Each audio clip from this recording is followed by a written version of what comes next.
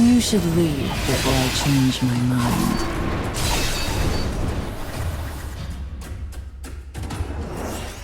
Enemy reinforcements confirmed. Eliminating.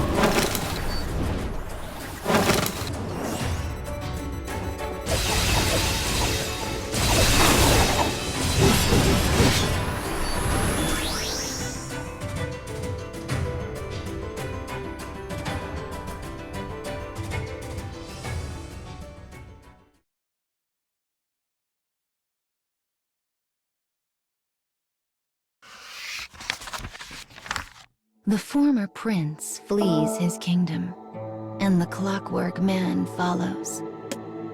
Danger pursues them like a hooded wraith, the rising sun of each day drawing back the curtain on a new fevered dream of horror. This day, the pair finds themselves in the ruins of a castle, the former stronghold of a once proud nation that now lies forgotten on the ash heap of history. As pursuing clockwork soldiers enter the ruins, the boy and his retainer fight them off one after the next. During a particularly fierce skirmish, one of these pursuers burns the retainer's hand. Their enemies are mass-produced clockwork soldiers featuring the newest and best technology the kingdom has to offer.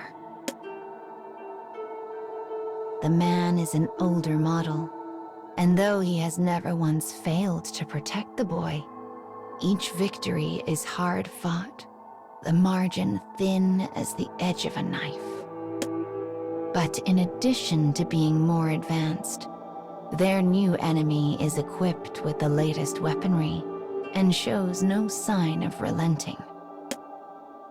As the retainer skillfully slips into the shadows, he makes a signal to the prince, who holds his breath. Their window for victory is a hair, an eyelash, a whisper. The moment the enemy turns his back, the retainer dashes forward. By the time he realizes something is amiss, the clockwork man's weapon is drawn.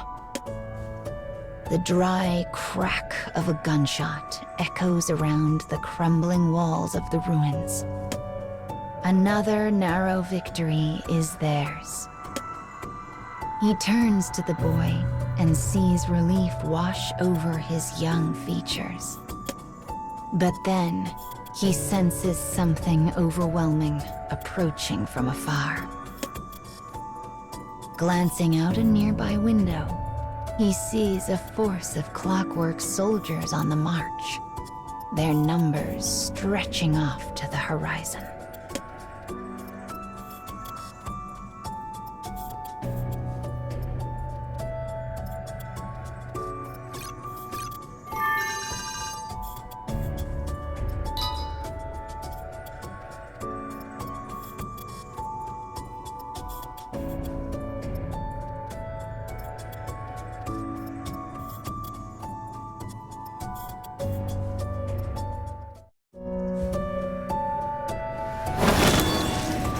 You should leave before I change my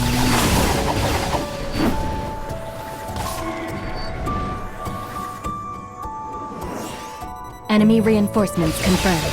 Eliminating.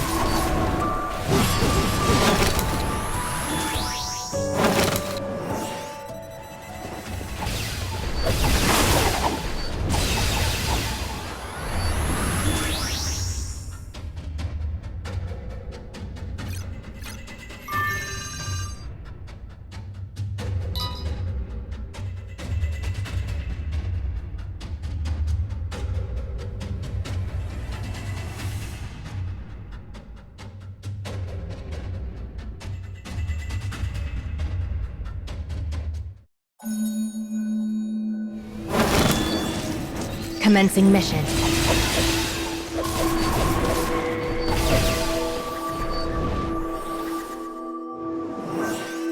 How annoying.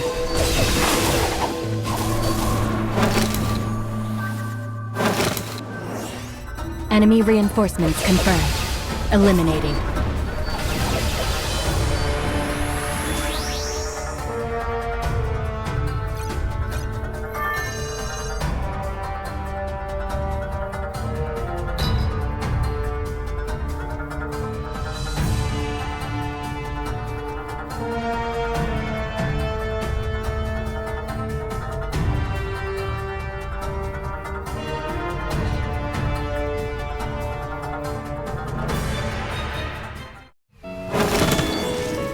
You should leave before I change my mind.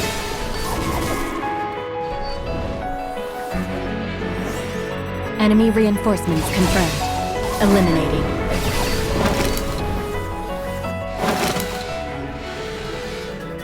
I've got enough death for everyone.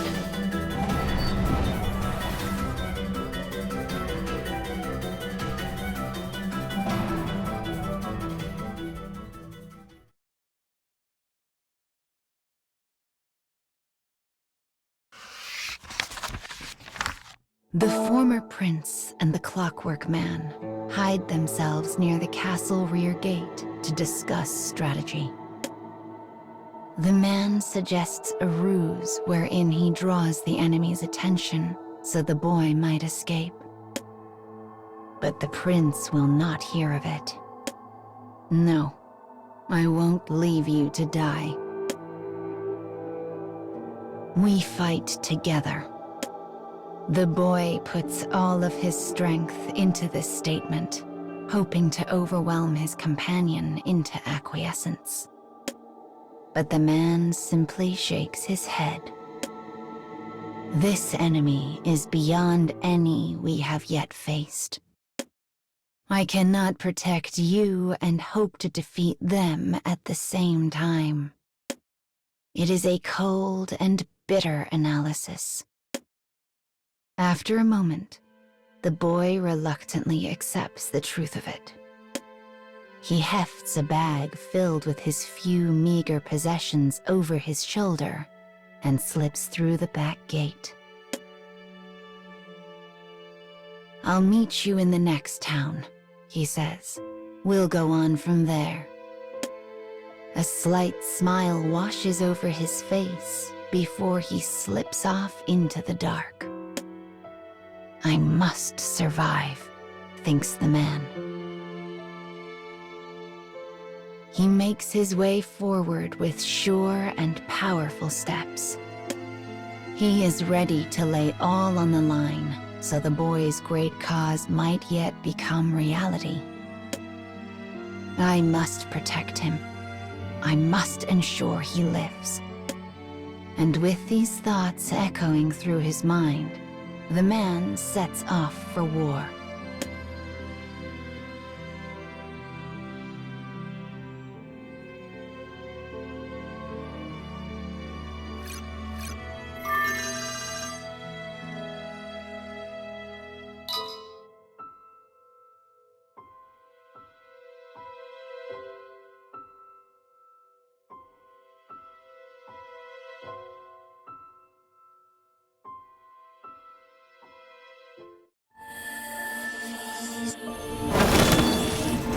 I'll cut down everything in my way.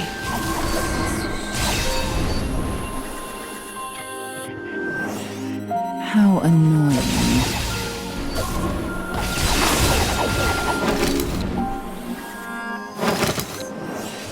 Enemy reinforcements confirmed. Eliminated.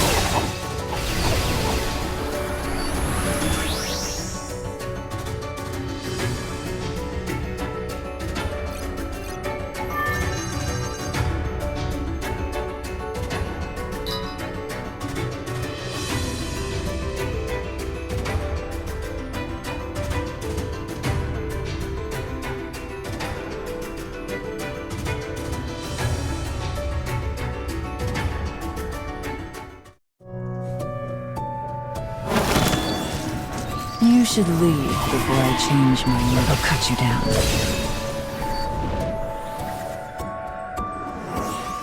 Enemy reinforcements confirmed. Eliminated.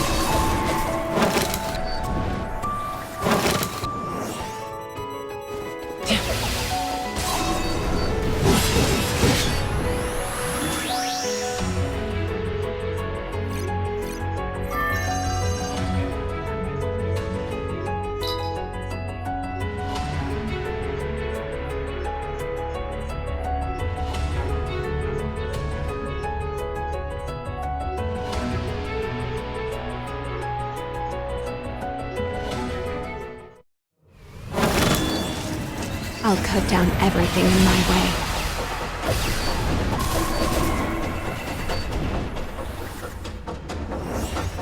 Enemy reinforcements confirmed.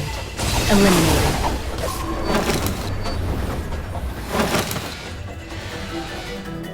How annoying.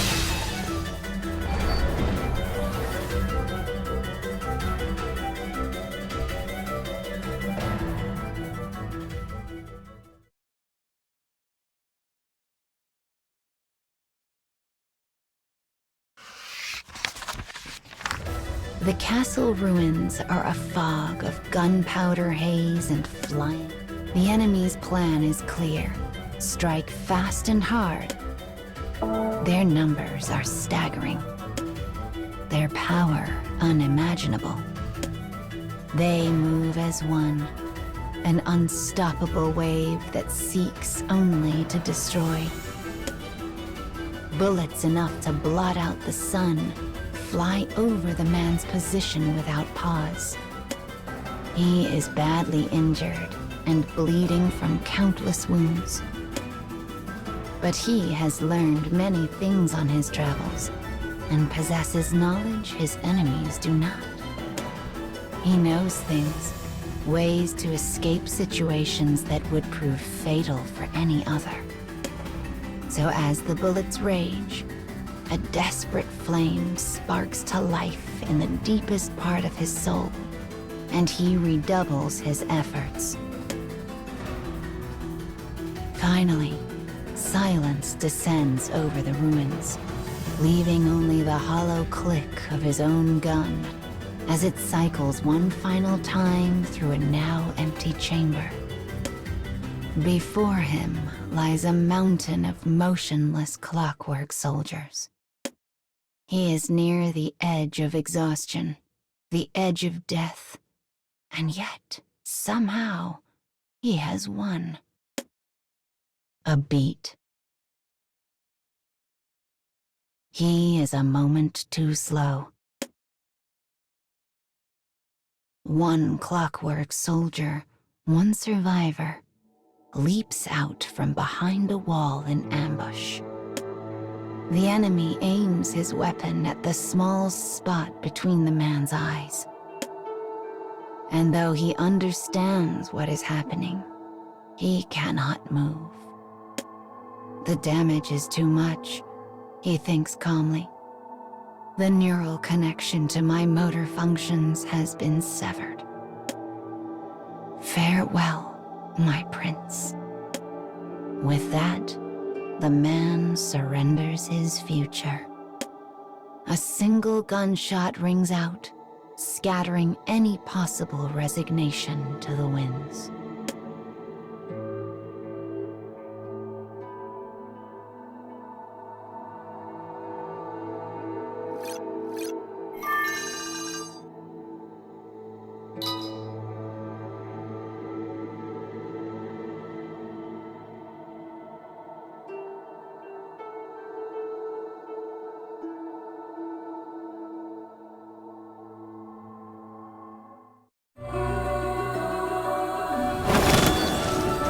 You should leave before I change my mind.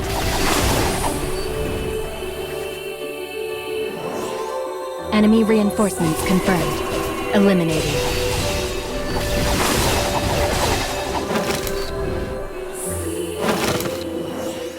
I've got enough death for everyone.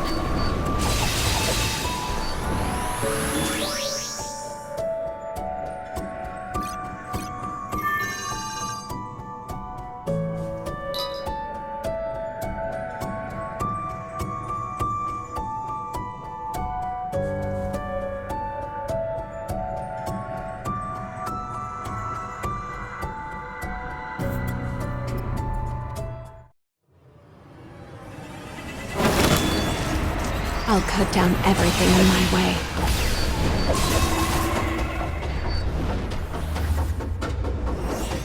How annoying.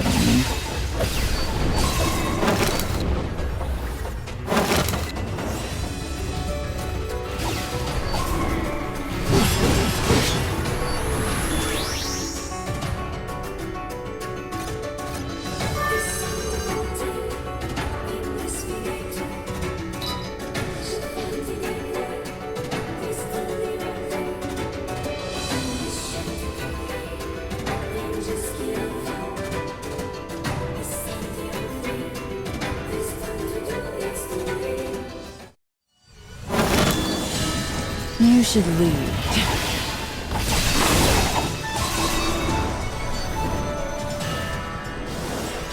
Enemy reinforcements confirmed. Eliminated.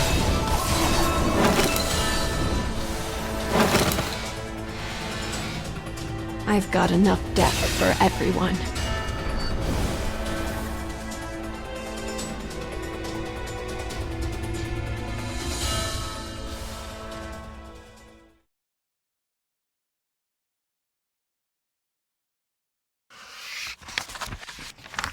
The bullet leaves the chamber and enters the heart. The heart of the enemy who had ambushed the Clockwork Man. The enemy staggers, confused. For the shot that had laid him low came from the weapon of the young prince. In his hand is one of the man's spare guns, which had been placed in the bag some time before. As shock and relief flood through the Clockwork Man, he finds his legs will no longer obey. He feels himself falling, falling, falling to the earth. But then the boy has him. "You've always been the one supporting me," says the young prince. "It's time for me to return the favor."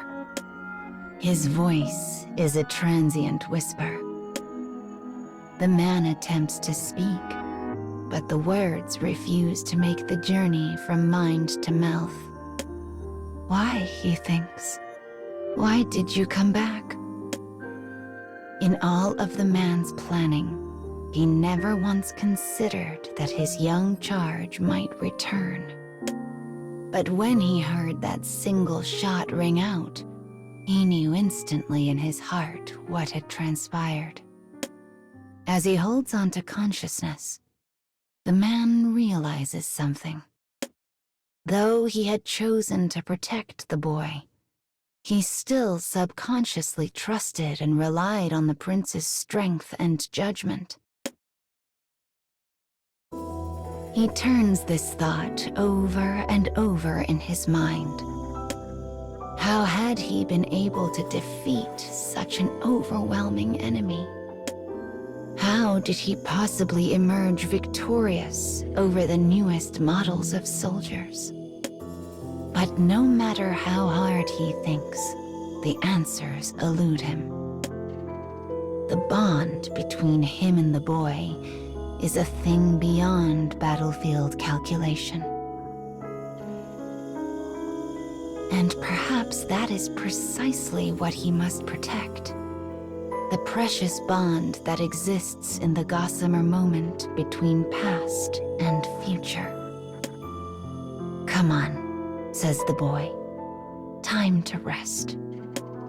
Though his thin arms and legs tremble, the boy continues to support his clockwork companion.